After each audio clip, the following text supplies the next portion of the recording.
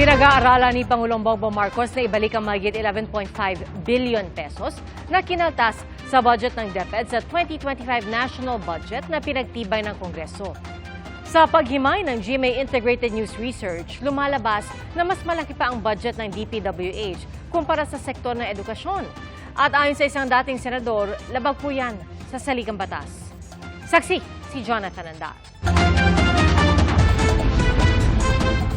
Matapos kaltasan ng mahigit 11.5 billion pesos ang budget ng Department of Education sa inaprobahang budget ng Bicameral Conference Committee, dismayado si Education Secretary Sani Angara. 10 bilyong piso sa kinaltas para raw dapat sa 2025 computerization program. Sabi ni Pangulong Bongbong Marcos, gagawan ng paraan para maibalik ang halagang ito. I think it is contrary to all our policy direction.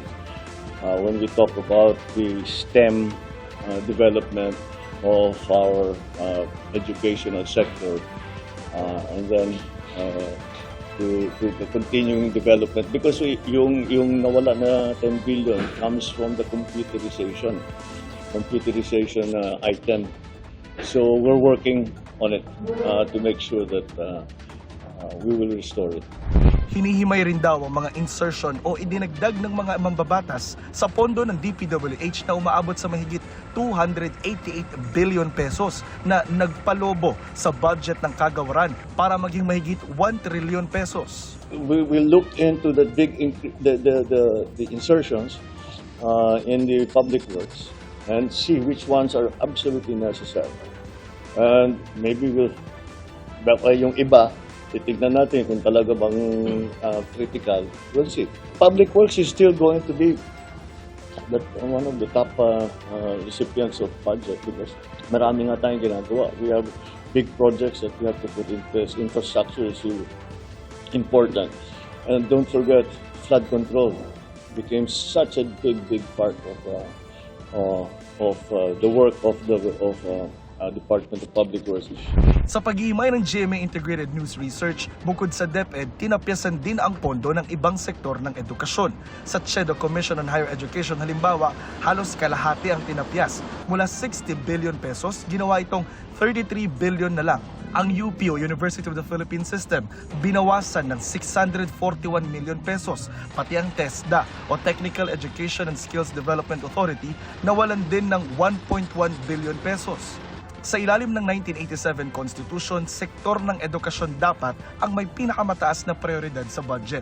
Pero sabi ni dating Senador Ping Lacson, labag dito ang ginawa ng BICAM. Sa ginawa nito, ang DPWH ang nakakuha ng highest budget priority at hindi ang DepEd, mga SUC, CHED at TESDA. Pero sabi ni Congressman Jefferson Conghun, kahit tinapyasan ng DepEd, mas malaki pa rin naman ang pondo ng education sector. Pag pinagsama-sama mo kasi yung budget ng education, Department of Education, CHED, SUCs, TESDA, mas malaki pa rin ang budget ng nilalaan ng ating pamahalaan sa edukasyon, Kaya kailangan tignan natin ito in totality, kung ano yung binibigyan ng pondo ng ating gobyerno.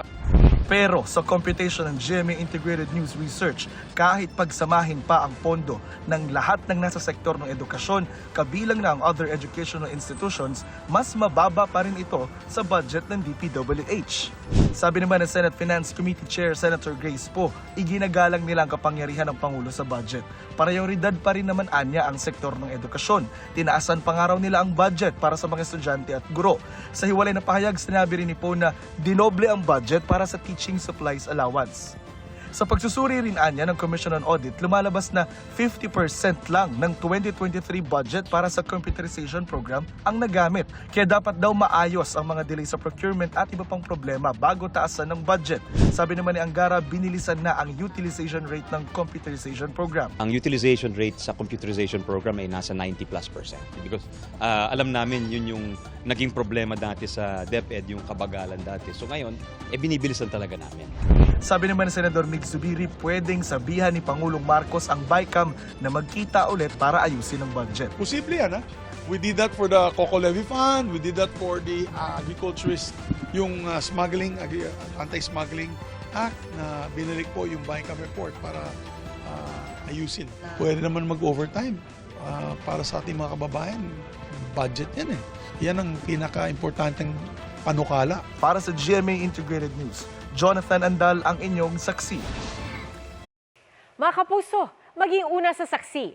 Mag-subscribe sa GMA Integrated News sa YouTube para sa iba't ibang balita.